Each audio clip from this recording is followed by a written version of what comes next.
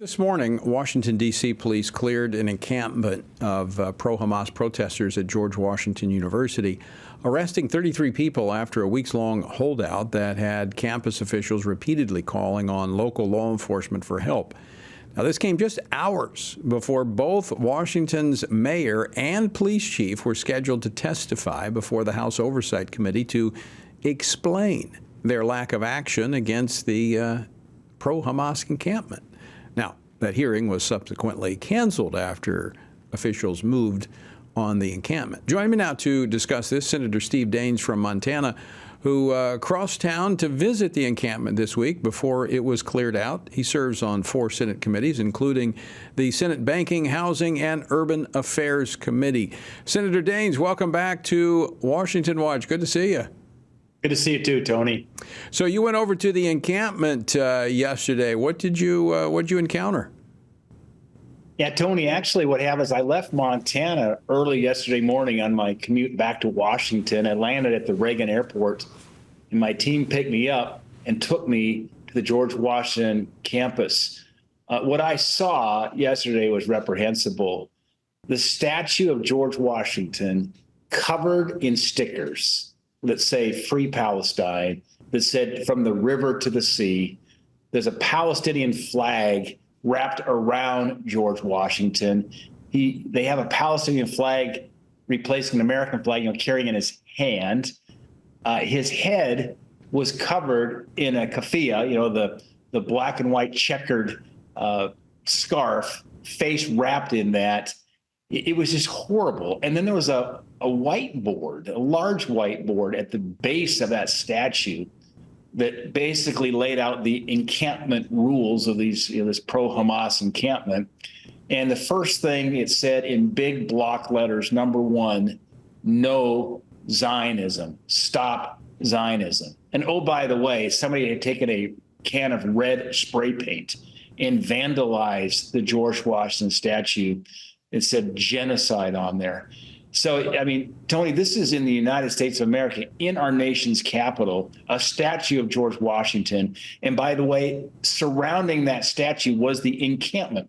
So that encampment of these pro-Hamas anti-Semites was using the George Washington statue as ground zero. Yeah, sir, it was no Valley Forge, that's for sure. Let me ask you this question, Senator Daines. What do you attribute all of this to?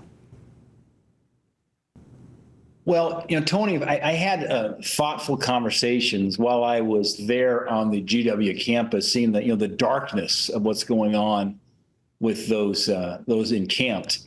But then I also walked 2 blocks away to the Hillel Center, which is the Jewish Student Center. I had a chance to meet a wonderful conservative rabbi, Rabbi Steiner. We had a wonderful exchange of words and actually an embrace when we were done. They're so appreciative of members of Congress standing up on behalf of the Jewish people and behalf of Israel. But then I met with a group of Jewish students who told me they were afraid to walk on campus. They're scared just being in classes and being, which should be normal college life. But we talked about this issue. Where's it coming from? And one thing we talked about is this is not a new problem. This goes back 4,000 years, certainly, of anti-Semitism, the hatred towards God's chosen people, the Jews. And it manifests itself every so often in history in kind of graphic form. You think about what happened in the 1930s and the rise of Nazis in Germany. So it's not a new problem, Tony, but it's right here now in America in a way that I've not seen in my lifetime, spreading like a bad disease across campuses. And I look at the doctrine, the ideologies, this poisonous thing is being taught right now at our universities. They talk about diversity and inclusion.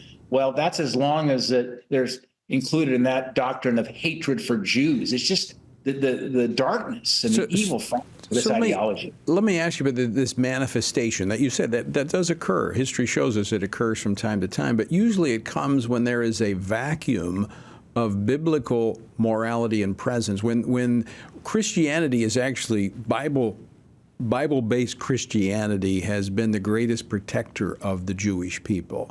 But when that Christian worldview is removed, it is filled with what you said goes way back to the very beginning.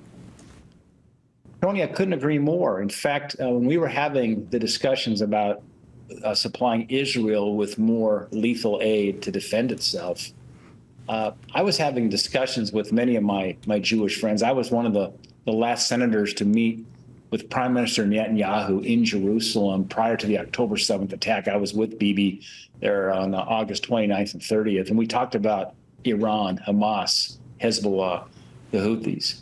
But what I told my friends who are advocating strongly for Israel, as I do, as you do, as we do, as believers, is that in some ways, at this moment in history, I'm more worried about America than I am about Israel. Because Israel has been around for 4,000 years, and God's promise to Israel was unconditional. He moved in and chose them unconditionally.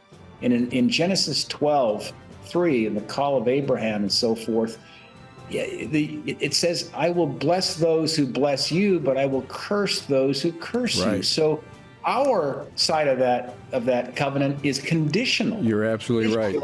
It's unconditional. And so I worry more about, we're a 248-year experiment. Israel's 4,000 years. And that's why I'm concerned. I agree with you, Senator, but we're going to leave it there. We're out of time. Always great to see you.